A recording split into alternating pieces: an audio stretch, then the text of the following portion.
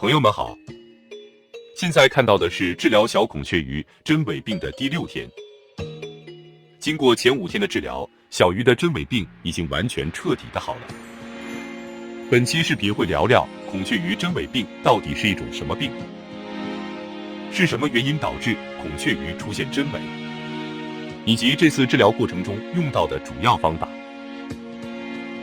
在开始正式的话题之前，先来完成孔雀鱼真尾病治疗最后的收尾工作，把鱼缸里含有甲基蓝和盐的水灌掉大部分，让小鱼的生存环境基本恢复到它们得病以前，喂给它们一些刚孵化出来的丰年虾，补充一下营养。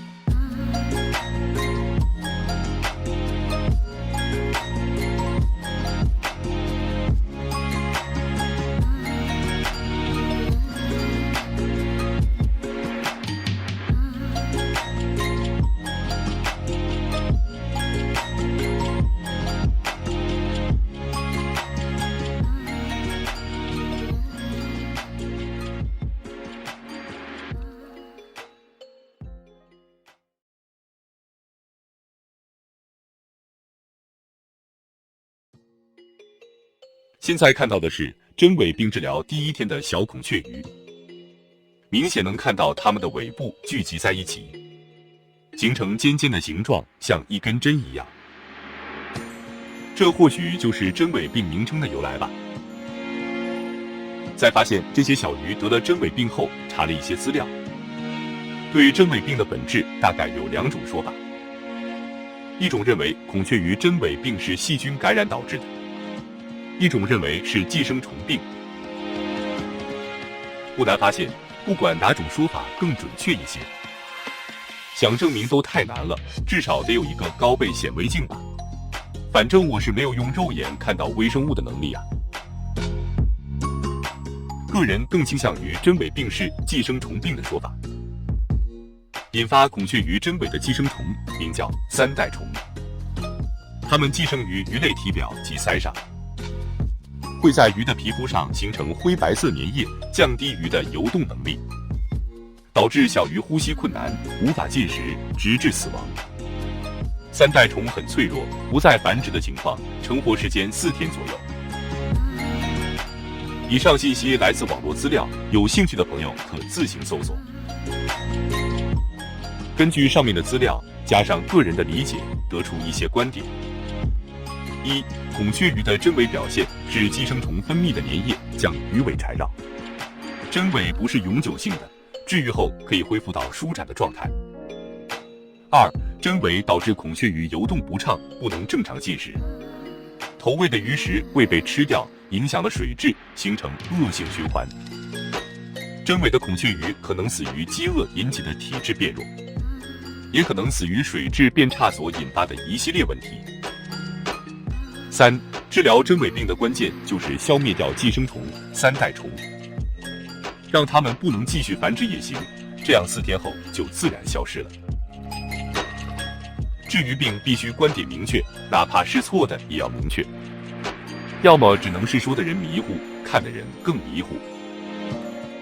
那么从现在开始，我会强行认定视频中这些孔雀鱼真尾是寄生虫引起的，并按这个思路来分析真尾病的成因和治疗方法。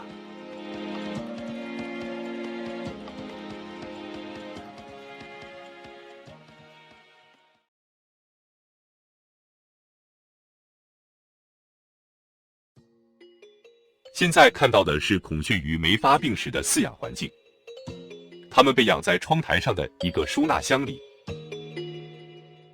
今年我所在地的气温比往年要低不少，现在室内鱼缸的水温只有24摄氏度左右，窗台上的温度会更低一些，并且昼夜温差更大，这就给孔雀鱼出现真尾病埋下了隐患。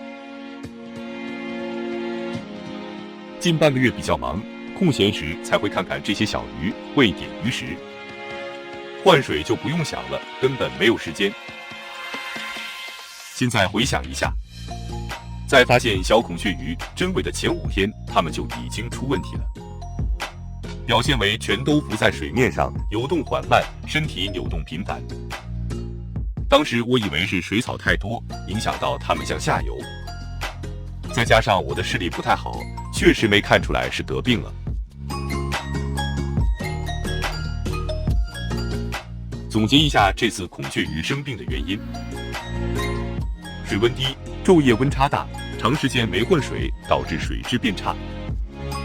个人感觉，真伪病是上面3个因素相互作用的结果。这3个因素都可能是寄生虫、3代虫出现的原因。看到一些资料里有对孔雀鱼真伪原因进行分析，认为水酸、缺氧、饲养密度大导致了孔雀鱼的真伪。对于这类观点，只能说是智者见智，仁者见仁吧。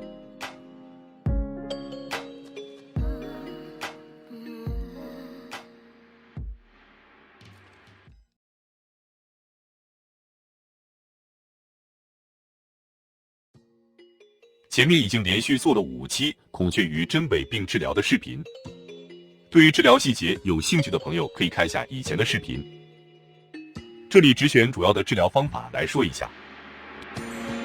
1. 这个小鱼缸里的水是干净的养好的水，把得了真伪病的小鱼全都转移到这个小鱼缸，这样小鱼就远离了以前存在大量3代虫的生存环境，避免了鱼被反复寄生的情况发生。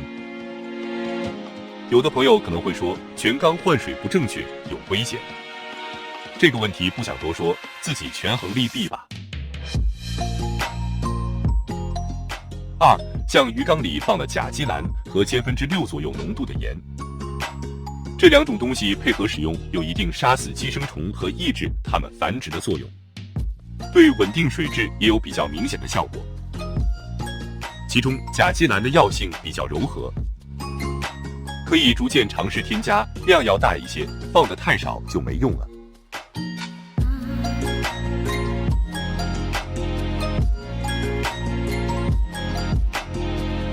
3. 用加热棒将鱼缸水温升至30摄氏度，并保持恒温。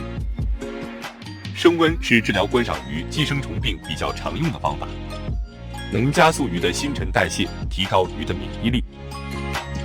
同时，高温也能缩短寄生虫的生命周期，有让寄生虫快速长大、早些死亡的效果。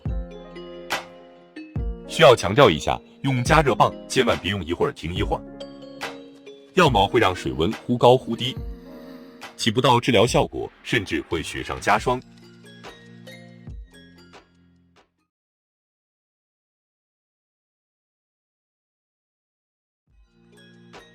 经过了比较漫长的治疗过程，现在存活的小鱼已经没有问题了，并且状态很不错。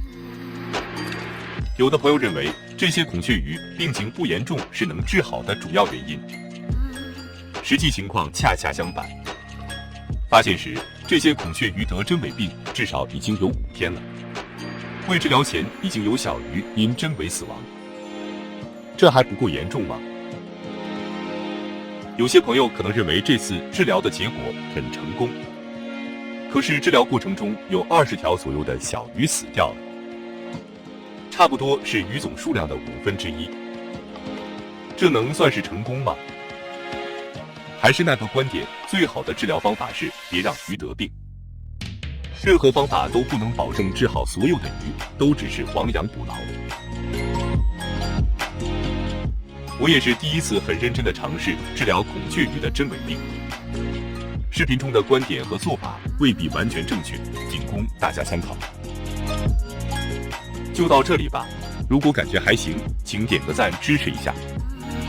山高水长，天涯未远，咱们下次再见。